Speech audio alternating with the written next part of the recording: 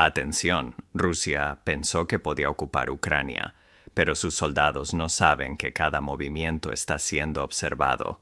Civiles comunes están planeando ataques que destruyen destacamentos enteros en una sola noche.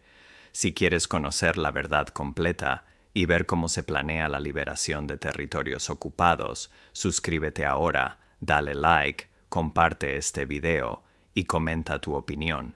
No te quedes fuera de la historia que está cambiando la guerra. Existe una realidad sobre esta guerra que los comandantes rusos han aprendido de la manera más dura posible. Se puede ocupar territorio ucraniano, pero no se pueden dominar a los ucranianos.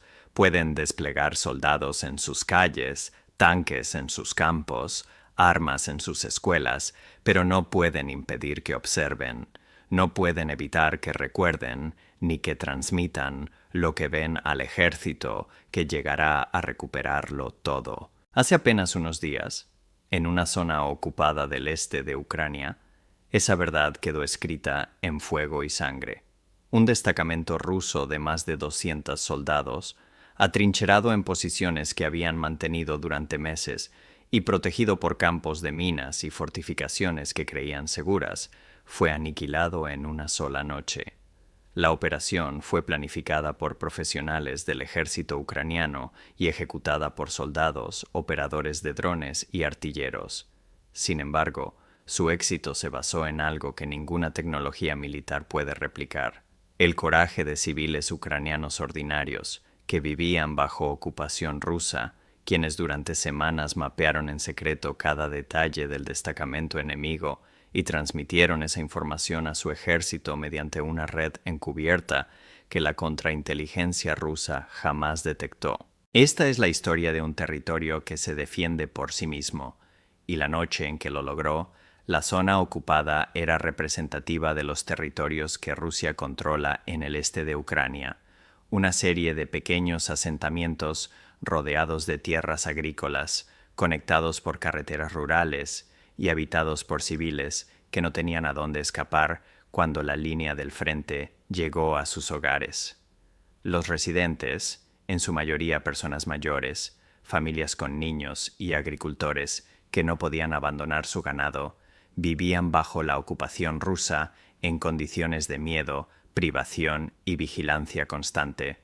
Soldados rusos patrullaban las calles, vehículos militares circulaban a cualquier hora. Los puntos de control regulaban el movimiento entre asentamientos. Los ocupantes se apropiaron de los mejores edificios para establecer sus puestos de mando, barracas, almacenes de municiones y música-parques de vehículos. Rusia creía controlar la zona. Estaba equivocada. Entre los residentes había individuos reclutados previamente por la inteligencia militar ucraniana o que se ofrecieron voluntariamente tras presenciar la realidad de la ocupación rusa. No eran combatientes armados. No portaban armas, ni insignias, ni realizaban sabotajes que llamaran la atención. Eran, en realidad, mucho más valiosos: observadores. Ojos y oídos incrustados en el corazón del destacamento ruso. Invisibles porque parecían exactamente lo que eran: personas ordinarias viviendo vidas ordinarias en circunstancias extraordinarias, y lo veían todo. Durante aproximadamente 3 semanas, estos observadores civiles recopilaron un dossier de inteligencia tan detallado, preciso y completo que proporcionó a los planificadores militares ucranianos un panorama del destacamento ruso más exacto que cualquier vigilancia por drones o inteligencia de señales. La información se obtuvo mediante los métodos de inteligencia más antiguos y sencillos: observar y recordar. Un agricultor, cuyo campo lindaba con el parque de vehículos rusos, contaba diariamente los tanques y vehículos blindados mientras revisaba su ganado.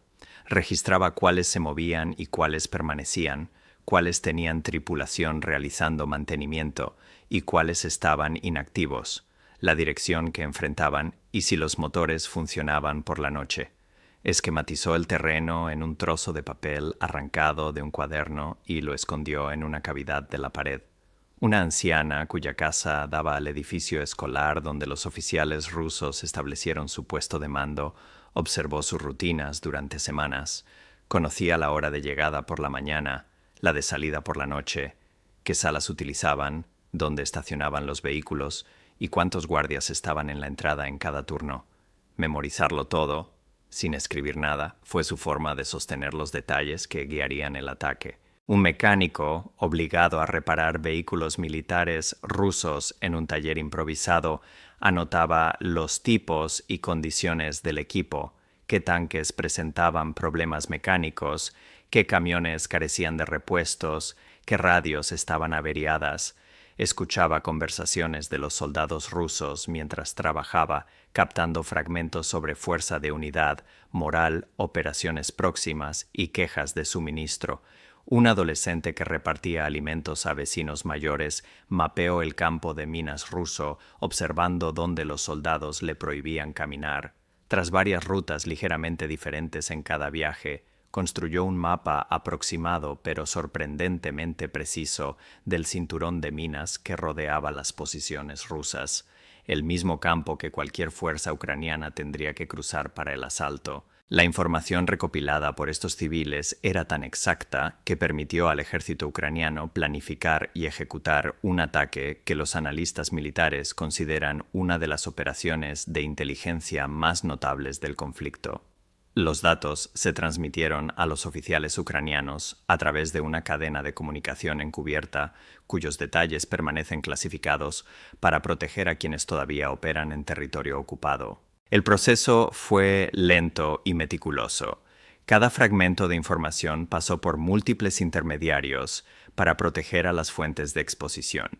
Pero durante 3 semanas, los fragmentos se ensamblaron en un mosaico que proporcionó a los planificadores ucranianos algo extraordinario, un panorama completo del destacamento ruso, incluyendo la ubicación exacta del puesto de mando, el depósito de municiones, 2 parques de vehículos, 4 edificaciones de tropas, el trazado de minas, las posiciones de centinelas, los horarios de los turnos, las rutinas de los oficiales e incluso la moral y fuerza aproximada de cada subunidad rusa.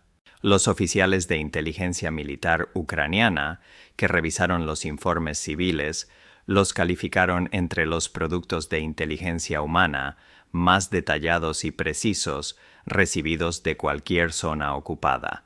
La información se cruzó con vigilancia de drones e interceptaciones de señales, música, confirmando cada detalle.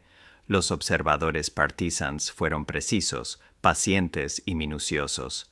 Trabajo de inteligencia profesional realizado por amateurs, cuya única calificación era negarse a aceptar la ocupación y arriesgar sus vidas por su país. El comandante de brigada ucraniano, que recibió el paquete de inteligencia, música, dedicó 4 días a planificar la operación. El plan se basó en el principio de impacto simultáneo, atacar todos los puntos fuertes rusos al mismo tiempo desde múltiples direcciones, combinando golpes de precisión con asalto terrestre para abrumar al destacamento antes de que pudiera organizar una defensa coherente. Fase 2. Asalto con drones FPV. Mientras el puesto de mando y el depósito ardían, los equipos ucranianos lanzaron oleadas de drones FPV dirigidos a los 2 parques de vehículos identificados por las observaciones meticulosas del agricultor. Los drones localizaron los objetivos exactamente donde la inteligencia había indicado. Tanques estacionados en las posiciones que el agricultor había dibujado, vehículos blindados orientados de la misma manera. Se destruyeron 6 vehículos blindados en los primeros 15 minutos. Sus tripulaciones, sorprendidas por las explosiones en el puesto de mando y tratando de alcanzar sus máquinas, quedaron expuestas entre sus barracas y vehículos, atacadas con precisión por los drones que conocían con exactitud sus ubicaciones. Fase 3. Asalto terrestre. 3 grupos de asalto ucranianos, cada uno del tamaño aproximado de un pelotón, avanzaron desde 3 direcciones hacia los refugios de tropas rusas, se desplazaron a través del campo de minas utilizando las rutas seguras identificadas por el mapeo secreto del adolescente. Esos pasillos coincidían con los huecos confirmados por los análisis de ingeniería ucraniana. Los grupos de asalto sortearon las minas sin sufrir bajas y alcanzaron las posiciones rusas con sus fuerzas intactas. El combate terrestre fue intenso, pero breve. Los soldados rusos en los refugios, muchos de ellos reclutas movilizados con entrenamiento limitado, habían sido despertados por los ataques de HIMARS y las explosiones de los drones.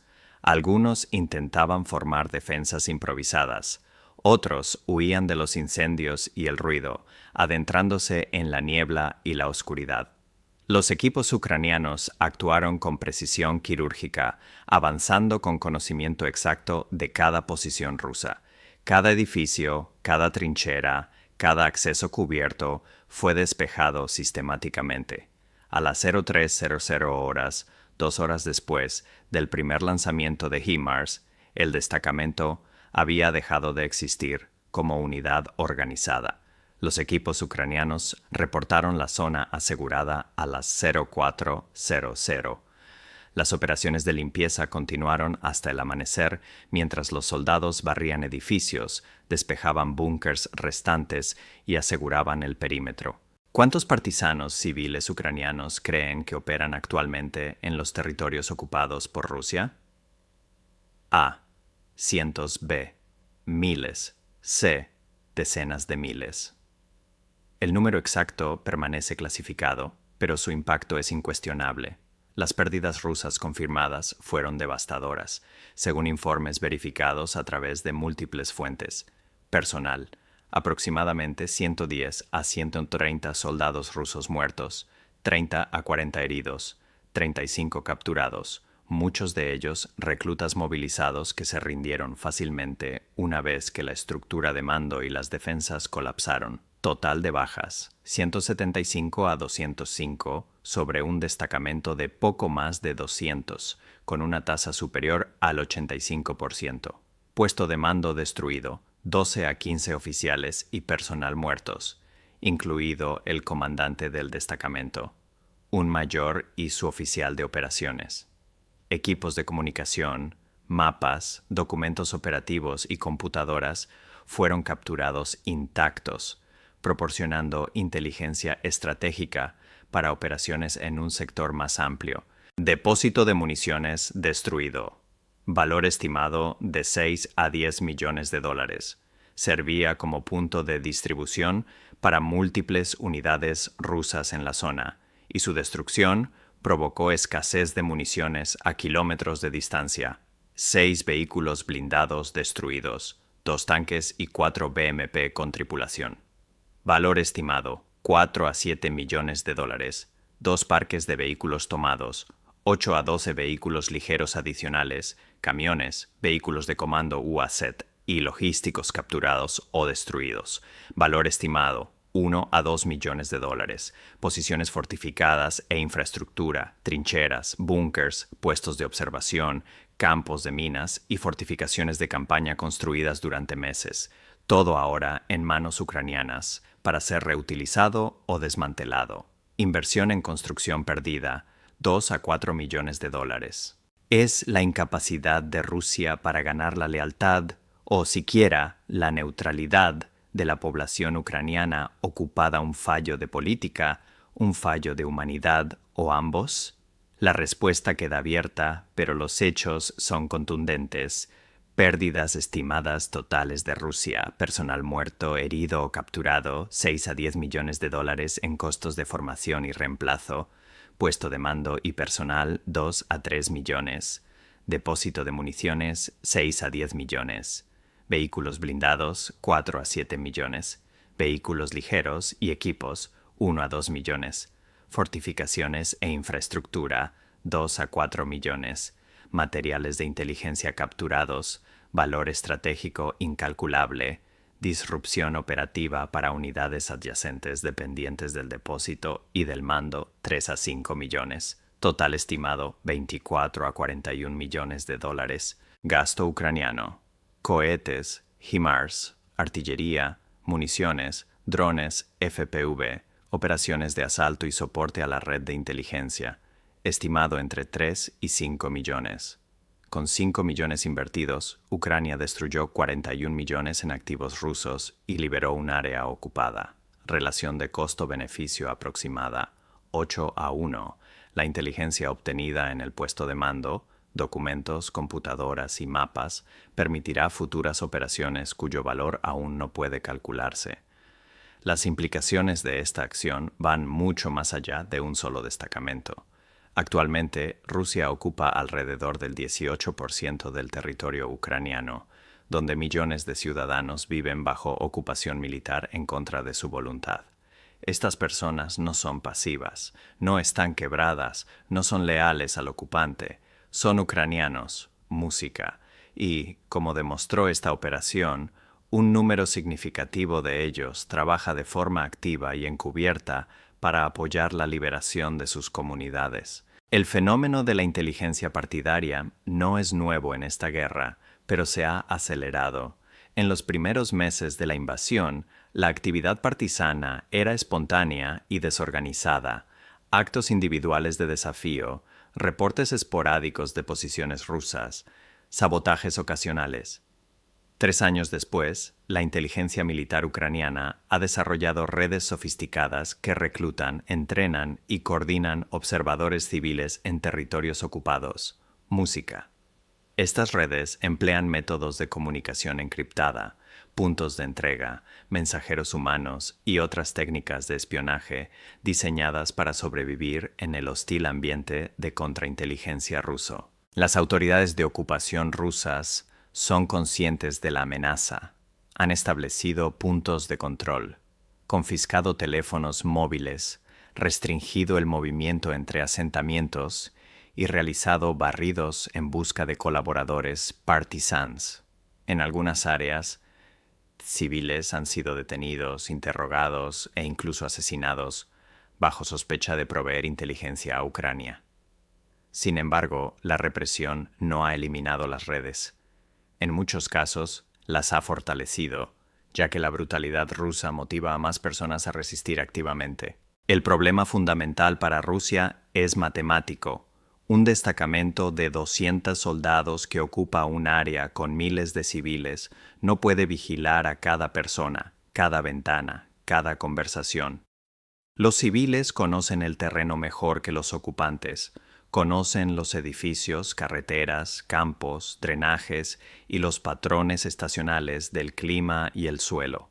Saben qué edificios tienen sótanos, qué paredes detienen balas y qué rutas son visibles desde los puestos de observación rusos. Música. Este conocimiento local, combinado con la motivación de resistir y la paciencia para observar durante semanas y meses, genera una capacidad de inteligencia que ninguna contrainteligencia rusa puede suprimir completamente.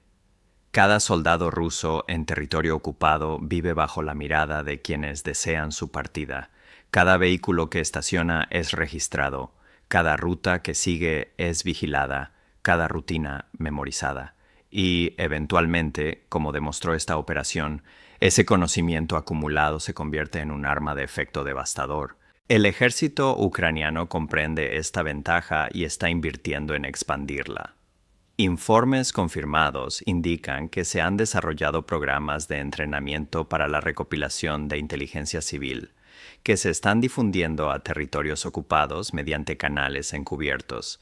El objetivo no es convertir a cada civil en espía, sino garantizar que cada comunidad ocupada pueda observar, registrar y transmitir información que permita operaciones militares que finalmente los liberarán. Rusia puede responder con más represión, vigilancia, controles y brutalidad, pero cada acto de represión refuerza el odio de la población hacia el ocupante y fortalece la resolución de quienes resisten. Es un ciclo que las fuerzas de ocupación a lo largo de la historia han enfrentado y perdido. Si estas historias demuestran algo, es que Ucrania ocupada nunca dejará de resistir.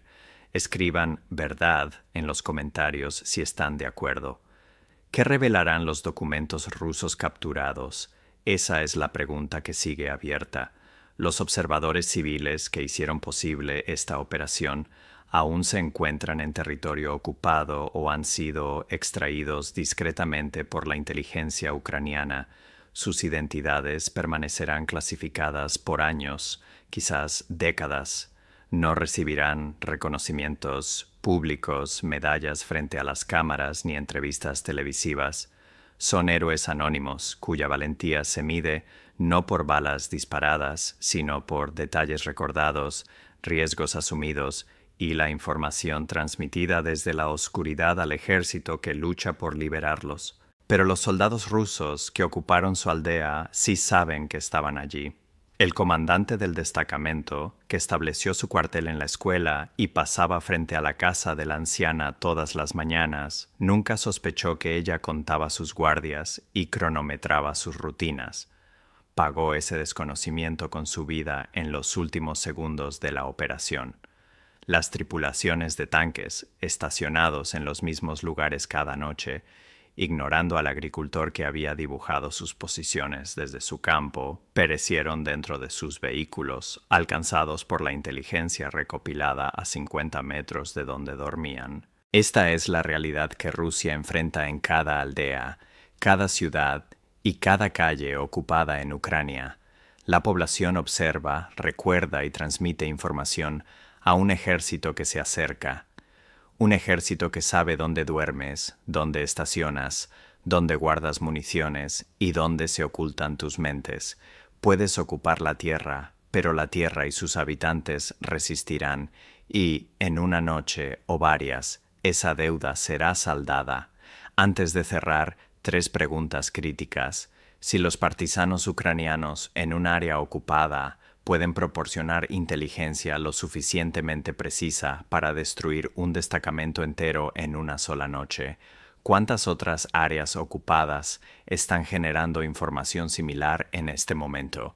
¿Cuántos destacamentos rusos están siendo mapeados para futuros ataques? Los soldados rusos creían controlar el territorio, patrullaban calles, operaban puntos de control y convivían entre la población civil durante meses. Sin embargo, los mismos civiles contaban sus vehículos, cartografiaban los campos de minas y cronometraban los cambios de guardia. ¿Qué indica esto sobre la capacidad de Rusia para mantener cualquier territorio en Ucrania donde la población no les desea? La red de inteligencia partidaria que hizo posible esta operación jamás fue detectada por la contrainteligencia rusa. En una guerra donde Rusia ha destinado recursos enormes para controlar poblaciones ocupadas, campamentos de filtración, música, vigilancia, redes de informantes, represión. El hecho de que civiles comunes aún puedan recopilar y transmitir inteligencia militar sin ser detectados señala un fracaso estratégico fundamental. ¿Cuántas otras redes operan actualmente sin que Rusia lo sepa? Sus reflexiones son importantes. Suscríbanse a Steel Command y compartan este video. La fuerza más poderosa en esta guerra no es un arma, es la voluntad de un pueblo que se niega a ser conquistado. Los soldados rusos ocupan edificios ucranianos, transitan carreteras ucranianas y duermen en aldeas ucranianas. Pero jamás podrán ocupar los corazones ucranianos, y esos corazones laten contra ellos, silenciosa, paciente y eficazmente.